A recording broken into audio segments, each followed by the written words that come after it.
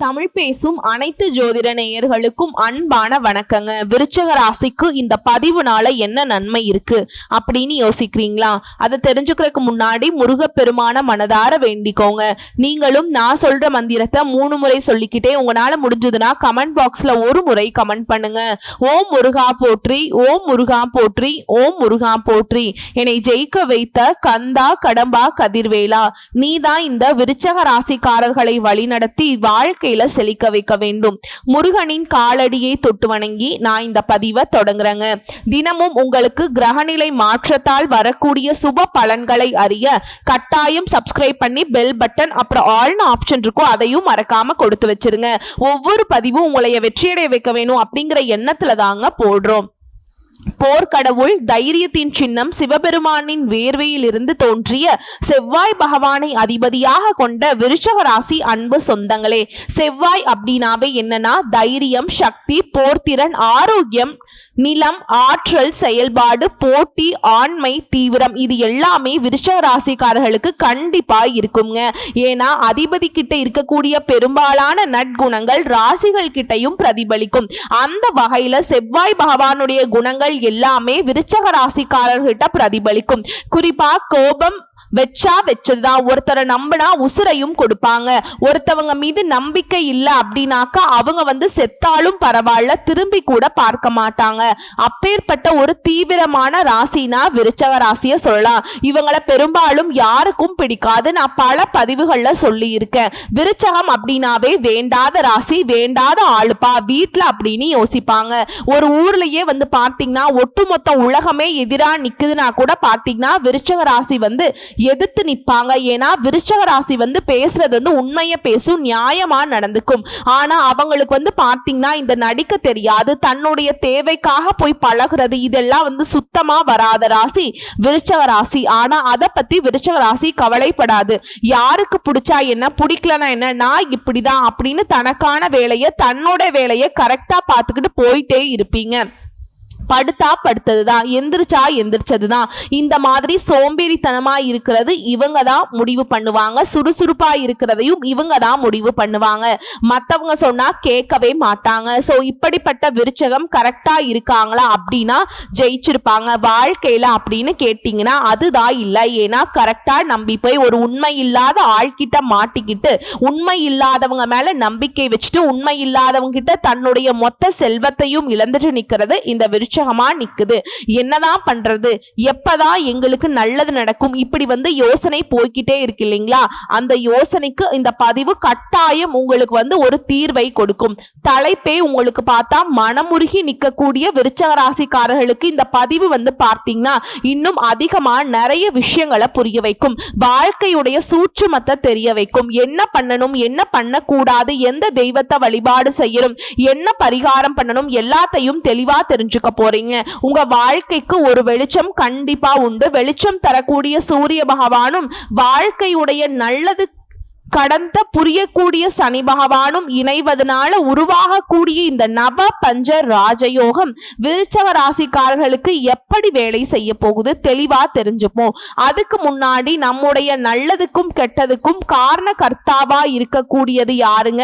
நவ கிரகங்கள்ல 9 நவகிரகங்களை வணங்கி இந்த பதிவை நம்ம தொடங்கலாம். ஏன்னா விருச்சக ராசிக்காரர்களுக்கு அதிகமா ஆன்மீக வழிபாடு தேவைப்படுது. சோ அவங்களுக்காக நாமளும் வழிபாடு செஞ்சிருவோமே, நல்லா இருந்துட்டு போகட்டுமே. ஏன்னா நல்லது கெட்டது தெரியாததுனாலதான் எவ்வளவோ சூழ்ச்சிகள்ல மாட்டிக்கிட்டு முழிச்சுக்கிட்டு இருக்காங்க. அந்த வகையில நம்ம இந்த பதிவுக்கு முன்னாடியே ஒரு மந்திரம் சொல்லி ஸ்டார்ட் பண்ணிடுவோங்க. உங்களால முடிஞ்சா திரும்பி சொல்லுங்க. ஓம் ஆதித்யாய சோமாய மங்களாய புத்தாய குரு சுக்ர சனி ராகுவே கேதுவே நமக. இது அர்த்தம் என்ன தெரியுங்களா? சூரியன், சந்திரன், செவ்வாய், புதன், குரு, சுக்கிரன், சனி, ராகு, கேது இப்படி இருக்கக்கூடிய 9 நவகிரகங்களுக்கும் எனது நமஸ்காரம். ஓகேங்களா? இது உங்களுக்கு சக்தி வாய்ந்த ஒரு தொடக்கமா இருக்கட்டும். ஜெய் நவகிரக தேவா. 30 ஆண்டுகளுக்கு பின்னாடி உருவாகி இருக்கக்கூடிய அற்புதமான இந்த நவ பஞ்ச ராஜயோகம்ங்கிறது சனி பகவான் மற்றும் சூரிய பகவானுடைய இணைவுனால உருவாகி இருக்கு. இந்த யோகம்ங்கிறது விருச்சக ராசிக்காரர்களுக்கு எந்த மாதிரியான மாற்றங்களை கொடுக்க போகுது, ஜோதிட ரீதியா பார்க்க போறோம். இந்த காலம் வாழ்க்கையை முற்றிலும் மாற்ற போகுது. அந்த அளவுக்கு வல்லமை கொண்டதா இந்த யோகம் உங்களுக்கு வேலை செய்ய போகுது.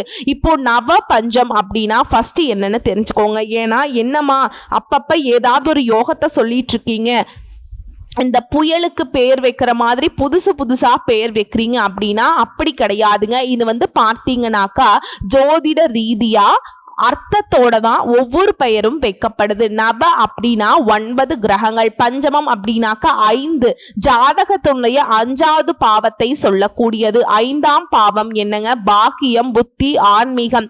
1ஆம் பாவம் அதிபதி லக்ன சார்ட்டை எடுத்துக்கோங்க. அதுல 5ஆம் பாவத்துக்கு அதிபதியும் 1ஆம் பாவ அதிபதியும் 5ஆம் பாவ அதிபதியும் சேரும் பொழுது அல்லது பார்வை கிடைக்கிறப்ப ராஜயோகம் உருவாகும். இது ஒருத்தருடைய வாழ்க்கையில அதிகாரத்தையும் செல்வத்தையும் கொடுக்கும். இப்ப நான் உங்ககிட்ட ஒரு ரெக்வெஸ்ட் வைக்கிறேன். என்னன்னா, உங்களுடைய ஜாதக கட்டத்துல லக்னத்துல யார் இருக்கா? லக்னம் அப்படிங்கிறது தாங்க ஒரு ஜாதகர், அதாவது நீங்க சொல்றீங்க இல்லையா, ராசி நட்சத்திரத்தை சொன்னா போதும் உங்களுடைய பலன்கள் பார்த்தீங்கன்னாக்கா முழுமை பெற்றிடும். உங்களுக்கான பலன் நான் சொல்லிடுவேன் அப்படிங்கிறதால அதெல்லாம் கிடையாதுங்க. ஜோதிட ரீதியா பார்த்தோம்னா முதல்ல எங்களை போன்ற ஜோதிடர்கள் பார்க்கறது லக்னம் எங்க இருக்கு, லக்னத்துல எந்தெந்த கிரகங்கள் இருக்காங்க, லக்னத்துல இருந்து 2ஆம் இடம் என்ன, 3ஆம் இடம் என்ன, 5ஆம் இடம்னு சொல்லிட்டு அப்படி 9 கட்டங்களையும் வச்சுதான் நாங்க உங்களுக்கு நல்லது கெட்டதை சொல்றோம். ஒருவேளை ஒருத்தர் கேக்குறாங்க, அம்மா எனக்கு குழந்தை பாக்கியமே இல்லை, நிறைய நாள் ஆச்சு கல்யாணமாகி அப்படின்னு சொல்றாங்க அப்படின்னாக்கா 5ஆம் இடத்தை பார்ப்போம். அது திருமண வாழ்க்கை சிறப்பு. இல்ல கணவன் மனைவிக்கிடையே சண்டை சச்சரவு வந்துட்டே இருக்கு அப்படின்னாக்கா 7ஆம் இடத்தை பார்ப்போம். குறிப்பா மனைவி அப்படின்னாக்கா 7ஆம் இடம். சுக்கிரன் நல்லா இருந்துட்டா போதும், அவங்களுக்கு மனைவி மக்கள் நல்லா இருப்பாங்க. அதே போல பண வரவு, என்ன செஞ்சாலும் பணம் கையில நிக்க மாட்டேங்குது, வீண் செலவு விரைய செலவா போகுது, எனக்கு சம்பாதிக்கிறதுக்கே வழி இல்லை, எதை தொட்டாலும் நஷ்டமா போகுது, கஷ்டமா போகுதுன்னு சொல்லக்கூடியவங்களுக்கு, சொத்து பிரச்சனைலாம் வருதுன்னு சொல்லக்கூடியவங்களுக்கு எல்லாம் செவ்வாயை பார்க்கலாங்க. 2ஆம் இடம் குருஸ்தானத்தை பார்க்கலாம். இப்படி தாங்க. சோ இந்த பதிவை பார்க்கக்கூடிய இந்த நேரத்துல விருச்சக ராசிக்கு என்ன ரெக்வெஸ்ட்னாக்கா, உங்க அதிபதி செவ்வாய் உங்க ஜாதக லக்னத்துல கணக்கு போடுங்க, எங்க இருக்கார், இதோட சனி பகவான் எங்க இருக்கார், சூரிய பகவான் எங்க இருக்கார். ஓகேங்களா? இந்த 3 கிரகங்களுடைய அமைப்பையும் எனக்கு கீழே தெளிவுபடுத்துவங்க. அவங்க எந்த கட்டத்துல இருக்காங்களோ அதற்கான பலன்களை நாங்க அடுத்த பதிவுல சொல்றேங்க. புரியுதுங்களா? சரி, இப்போ சூரிய பகவானுடைய பையன் தான் சனி பகவான். புராண கதைகள் ஒரு விஷயம் இருக்குங்க. சூரிய பகவானுக்கு சனி பகவான் பிறந்தப்ப சூரிய பகவானுடைய அந்த வெளிச்சம் குறைஞ்சு போச்சு. ஓகேங்களா?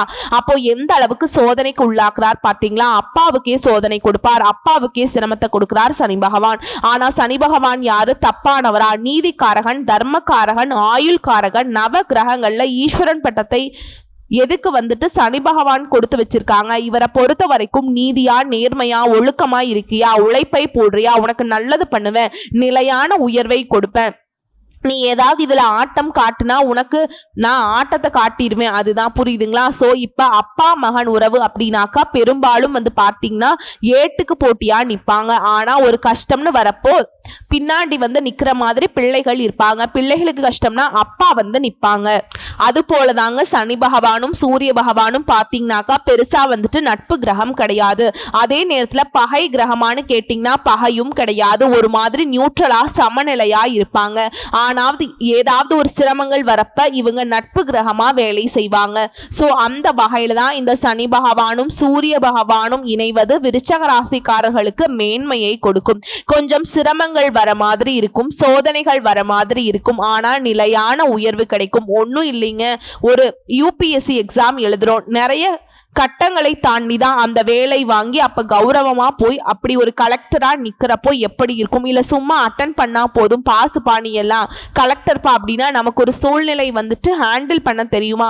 சிரமங்களை தாண்டி வரவங்களால மட்டும்தான் எல்லாத்தையும் சமாளிக்க முடியும். அப்படிப்பட்ட ஒரு சோதனைகளை கொடுத்து உங்களை சாதனையா மாத்துறது தான் இந்த சனி மற்றும் சூரிய பகவான் இணைவின் காரணமா இந்த நவ பஞ்ச யோகம் உங்களுக்கு தரக்கூடிய அதிர்ஷ்ட பலன்களா இருக்கும். சிம்பிளா சொல்றேனே, சனி பகவான் கர்மத்தின் நீதிபதி. அவருடைய பார்வை உங்களுடைய வாழ்க்கையை சோதித்து மேம்படுத்தும். சனி பகவான் சோதனையை கொடுத்து பின்பு நிலையான வாழ்க்கை சூரிய பகவான் உங்களை காத்தருள்வார். சனி பகவான் கொஞ்சம் சோதிப்பார். இப்போ செவ்வாய் பகவான் என்ன பண்றார் அப்படின்னா, பொதுவாகவே விருச்சிக ராசி நாங்க ஜோதிட ரீதியா என்ன சொல்வோம்னாக்கா ரகசிய சக்தி கொண்ட நீர் ராசின்னு சொல்லுவோம். செவ்வாயுடைய பலம் உங்களுக்கு இருந்துச்சுன்னா தைரியமா இருப்பீங்க, போராடக்கூடிய குணம் இருக்கும், ஆராய்ச்சி மனப்பான்மை கிடைக்கும். இந்த யோகம்ங்கிறது விருச்சிக ராசிக்காரர்களுக்கு வணிகம் வேலையில முன்னேற்றத்தை கொடுக்கும். சொத்து நிலம் முதலீடுகள் வெற்றியை கொடுக்குது. ஆன்மீகத்திலையும் சரி அறிவியல்லையும் சரி ஆழமான மேன்மையை கொடுக்குது. எதிரிகள் வெல்லக்கூடிய ஆற்றலை கொடுக்குது. இதை அடுத்து இந்த நவ பஞ்ச ராஜயோகத்தினால நிதிநிலை மற்றும் தொழில் எப்படி இருக்கும்? சனி பகவானை பொறுத்த வரைக்கும் சோதனைக்கு பிறகு நிதியில நிலை பெயரை கொடுக்கிறாருங்க. நிறைய சேமிக்கக்கூடிய அளவுக்கு பல டிஜிட்டுக்கு நீங்க பணம் சேமிக்கக்கூடிய அளவுக்கு சோதனைகளை கொடுத்து உங்களை வெற்றியாளரா மாத்துறார். நல்ல பாத்தீங்கன்னா பணத்துறை அதிபதியா உங்களை மாத்த போறார். அரசாங்க ஆதரவு கிடைக்கும். உயர் பதவிகளுக்கான வாய்ப்பு இருக்கு. வெளிநாடு தொடர்பான வேலைகள் கிடைக்கும். தொட்டதெல்லாம் வெற்றிங்க. கொஞ்சம் சோதனை இருக்கும், சிரமங்களை தாங்கிக்கோங்க. இந்த பதிவை பார்த்துட்டாவே உங்களுக்கு ஒரு தெளிவு கிடைச்சிடும். ஒரு வேலை நீங்க எடுத்து செய்றீங்க அப்படின்னா அந்த வேலைங்கிறது கொஞ்சம் சோதனைக்கு உள்ளாக்குனதுக்கு கண்டிப்பா நமக்கு வெற்றியை கொடுக்கும்டா அப்படிங்கிற நம்பிக்கையோடு செய்யுங்க. இதோட நம்ம இந்த நவ பஞ்ச ராஜயோகம் குடும்பம் மற்றும் உறவுகள் எப்படி இருக்கும் அப்படின்னு பார்த்தீங்கன்னாக்கா உறவுகள் கிட்ட சோதனை இருக்கும், ஆனா நீண்ட கால அமைதி கிடைக்கும். உறவுகள் எல்லாம் நீங்க சோதனைக்கு உள்ளாக்கிடுவீங்க. நல்லவங்க யாரு கெட்டவங்க யாரு, எந்த உறவை நம்ம கெட்டியா பிடிச்சுக்கணும், எந்த உறவை தள்ளி வைக்கணும், ஓகேங்களா? அதை பார்த்திருப்பீங்க. குடும்பத்துல சந்தோஷம் இருக்கும். மூத்தவருடைய ஆசீர்வாதம் கிடைக்கும். அடுத்து ஆரோக்கியம். செவ்வாய் பலத்தால உங்க உடல் சக்தி அதிகமாகும். ஆனா சனி பகவானால உங்களுக்கு பார்த்தீங்கன்னா மன அழுத்தம், மூட்டு எலும்பு சம்பந்தப்பட்ட பிரச்சனைகள் வரதுக்கு வாய்ப்பு இருக்கு. அதனால ஆரோக்கியத்துல கவனம் வச்சுக்கணும் நான் சொல்லிட்டேன். மனசு ஒரு மாதிரி இருக்கு, கை கால் வலிக்குது அப்படின்னாக்கா உடனடியா மருத்துவர்கிட்ட போறது சிறப்பு, ஓகேங்களா? மன அழுத்தத்தை நம்ம எப்படி சரி பண்ணணும்? யோகா பண்றது, தியானம் பண்றது, உடற்பயிற்சி பண்றது, இந்த மாதிரி விஷயங்களை நீங்க சரி கட்ட முடியும். அதே போல செய்ய வேண்டிய விஷயம்னு பார்த்தீங்கன்னா சனிக்கிழமைகள்ல சனி பகவான தரிசனம் பண்ணுங்க. சரிமா, நீ சொல்லிட்ட போய் நவகிரகத்துல நேரா போய் அவரை வழிபாடு செஞ்சுறேன் அப்படிலாம் கிடையாதுங்க. அவரை பொறுத்த வரைக்கும் நீங்க ஒதுக்குப்புறமா நின்னுதான் வழிபாடு செய்யணும். உங்களால முடிஞ்சா அவருக்கு கருப்பு வஸ்திரம் சாற்றி வழிபாடு செய்யணும். நீங்க கை வைக்க கூடாது. அங்க இருக்கவங்ககிட்ட பூஜை செய்வாங்க இல்லையா, அவங்க கிட்ட கொடுத்து செய்ய சொல்லுங்க. எள்ளெண்ணெய் தீபம் ஏற்றி வழிபாடு செய்யுங்க. உங்களால முடிஞ்சா கருப்பு உளுந்து கருப்பு நிற உடைகளை தியானம் கொடுங்க. காகத்திற்கு எள் கலந்த சாதம் உணவா கொடுக்கிறது. அதே போல பறவைகளுக்கு உணவு கொடுக்கிறது. குறிப்பா பைரவர்னு சொல்லக்கூடிய நாய் மற்றும் பசு மாடுகளுக்கெல்லாம் உணவு கொடுக்கறது எல்லாம் சிறப்புங்க. அதுவும் கோதுமையான உணவுகளை பசுமாட்டுக்கும் சரி பைரவர்னு சொல்லக்கூடிய நாய்களுக்கும் சரி நீங்க உணவா கொடுக்கறது சிறப்புங்க, ஓகேங்களா? அது செவ்வாய்க்கிழமைகள் அப்படின்னா நீங்க கட்டாயம் முருகனை வழிபாடு செய்யணும். சோ முருகனை வழிபாடு செய்யறது, ஆஞ்சநேய பெருமான வழிபாடு செய்யறதும் சிறப்பு. முருக பெருமானை வழிபாடு செய்தால் வெற்றிகள் தொடரும். ஆஞ்சநேய பெருமானை வழிபாடு செய்தால் மன வலிமையும் உடல் வலிமையும் கூடும். அதே போல சூரிய உதய நேரத்துல ஆதித்ய இருதய பாடல்கள் கேட்கறது, உங்களால முடிஞ்சா பாராயணம் பண்றது சிறப்பு. அதே போல அனுதினமும் சூரிய நமஸ்காரம் பண்றது உங்களுக்கு ஆரோக்கிய ரீதியா மேன்மையை ஏற்படுத்தும். நீங்க சொல்றீங்க இல்லையா, எங்க போனாலும் ஏதாவது ஒரு சண்டை சச்சரவு வந்துருமான்னு சொல்றீங்க பாத்தீங்களா, அந்த விஷயங்களுக்கு சூரிய பகவானுடைய வழிபாடு உங்களுக்கு பலம் சேர்க்கும். அதே போல மாதத்துக்கு ஒரு முறையாவது நவகிரக பூஜை செய்யுங்க. அன்னதானம் பண்ணுங்க. தவிர்க்க வேண்டிய விஷயம்னு பார்த்தீங்கன்னா கோபப்படுறது, நான் தான் அப்படிங்கிற ஒரு அகந்தை இது இருக்கு. இல்லைன்னு நான் வாக்குவாதம் பண்ணல, என்கிட்ட சண்டைக்கு வந்துடாதீங்க. கண்டிப்பா உங்ககிட்ட இருக்கு, ஓகேங்களா? அதாவது யாராவது கொஞ்சம் கோபப்படுத்திட்டாங்க அப்படின்னா ஆமா அப்படிதான் அப்படின்னு பேசுறது கூட அப்படிதான், சரிங்களா? அதே போல சோம்பல், திரும்ப சொல்றேன், கோபம் அகந்தை சோம்பல் விட்டணும். பொய் சொல்லக்கூடாது, அநியாயமா நடந்துக்க கூடாது, மற்றவங்களை பாதிக்கிற மாதிரி எந்த ஒரு விஷயத்தையுமே செய்யக்கூடாது. பேச்சா இருக்கட்டும் செயலா இருக்கட்டும், புரியுதுங்களா? இதை மட்டும் செய்யவே கூடாது. இதெல்லாம் நான் செய்யறதே இல்லையேமா அப்படின்னாக்கா சந்தோஷங்க, செஞ்சுட்டு இருந்தீங்கன்னா மாத்திக்கோங்க. அதே போல உங்களுக்கு புண்ணியம் தரக்கூடிய ஸ்தலங்கள் திருநள்ளாறு சனீஸ்வர பகவான் கோவில், வைத்தீஸ்வரன் கோவில், திருவண்ணாமலை, திருக்கடவூர், இந்த ஸ்தலங்களுக்கெல்லாம் போயிட்டு வர்றது சிறப்பு. மொத்தத்துல இந்த நவ பஞ்ச ராஜயோகம்ங்கிறது விருச்சிக ராசிக்காரர்களுக்கு சாதகத்தையும் அதிர்ஷ்டம் நிறைந்த யோகத்தையும் கொடுக்க போகுது. வாழ்க்கை முழுவதும் உயர்வு, செல்வம், ஆன்மீகம், கிடைக்கும். தொழில் ரீதியா, நிதி ரீதியா, கல்வி ரீதியா சமுதாயத்துல மதிப்பு மரியாதை அதிகமாக போகுது.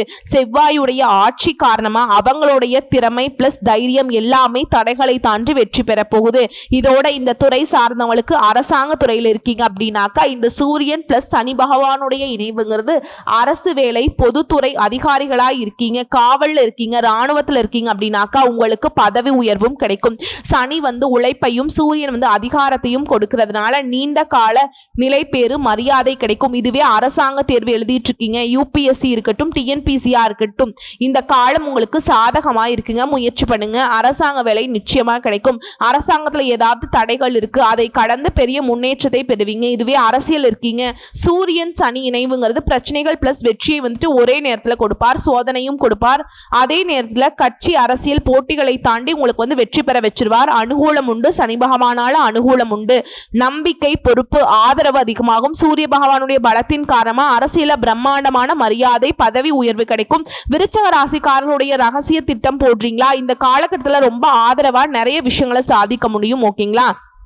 அரசியல் பார்த்தீங்கன்னாக்கா என்னடா இது, அவன் நோன்றான் இவன் நோன்றான், மேலிடத்துலயும் நமக்கு பெருசா சப்போர்ட் இல்லைன்னு நினைச்சிடாதீங்க. அப்படி கொஞ்சம் பொறுமையா நின்று பாருங்க, தன்னால் உங்களுக்கு மரியாதை சேரும். இதுல வழக்கறிஞர்களா இருக்கீங்க, நீதித்துறையில இருக்கீங்க அப்படின்னா சனி அப்படின்னாவே என்னங்க, நீதி ஒழுக்கம், சூரியனாக்க அதிகாரம், இது ரெண்டும் சேர்றப்ப வழக்குகள், நீதிபதிகள் சட்ட ஆலோசனை கொடுக்கறாங்க, பெரிய மரியாதை கிடைக்கும். சனி கர்ம பலன் காரணமா உண்மை, நிலைப்பாடு, நேர்மை அதிகரிப்பார்.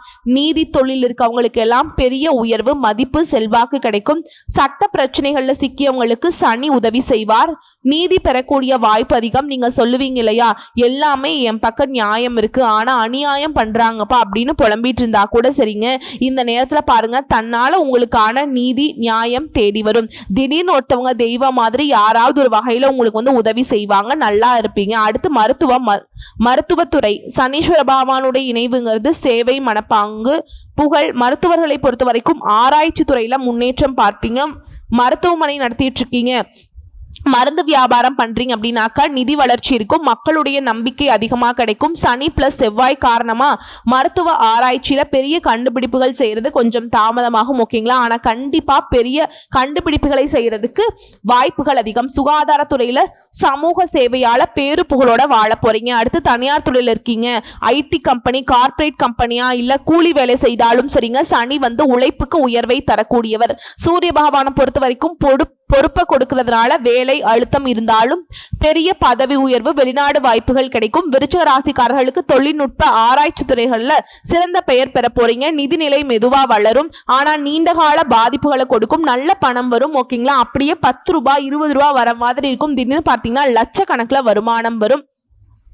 அந்த பொறுமையை சோதிப்பாங்க, பட் கண்டிப்பா வெற்றி உண்டு. இதுவே கலைஞர்களா இருக்கீங்க, ஊடகம், சமூக ஊடகம் ஏதாவது ஒரு துறைகள் இருக்கீங்க. ஓகேங்களா? சூரியன் அப்படின்னாக்கா கலை, புகழினுடைய கிரகம். சனி உழைப்பினுடைய கிரகம். ஆரம்பத்துல கொஞ்சம் போராட்டம் இருக்கும், அதுக்கப்புறமா ரசிகர்கள் கிட்ட ஆதரவு இருக்கும்.